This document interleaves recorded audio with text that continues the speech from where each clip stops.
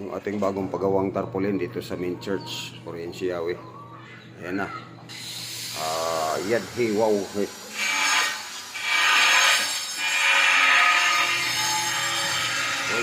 WF tetragrammaton.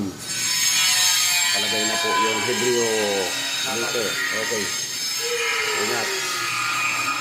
Yan. Nagawa po natin yan para may pakita sa buong mundo ang pangalang makapangyarihan sa lahat ng pangalan na hindi pinaniniwalaan ng sanlibutan. Kaya Mang Yahuwah, ikaw po yung tunay na magpapaunawa sa mga taong walang alam at hindi ka pinaniniwalaan. Darating ang panahon, maniniwala din sila na ikaw ang tunay na Diyos sapagkat ikaw may hawak ng lahat ng hininga. Kaya ang mga tao dapat magsurit, magsisi, humingi ng tawad sa kanilang mga kabaliwan, kakulangan sa pagkaunawa at pagkakilala. Pinakikita ko sa buong daigdig nito mula dito sa bansang Pilipinas na ang pangalan mo ay makapangyarihan. Walang sino mang makakasalansang. Ikaw ang may kontrol sa lahat ng bagay.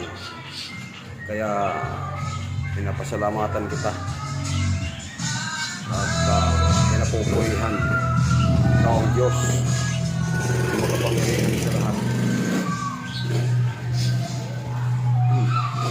Kaya ayan yung mga ebidensya. Dadalhin kong iba niyan doon sa Umiray para mabasa rin ng mga tao doon.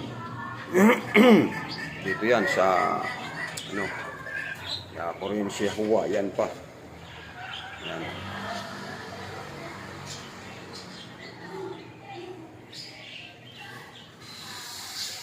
Ayun, yung isa. Umiray chapter. Kaya Purihin si Yahweh.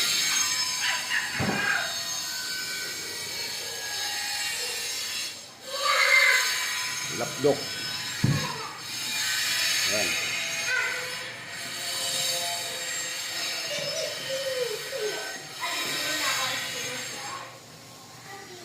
Para may mga taong magmahal sa iyong banal na pangalan at makapangyarihang pangalan.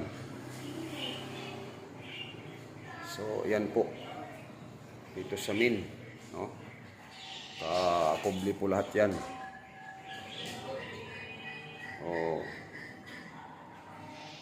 Purihin si Yahweh, makapangyarihan sa lahat.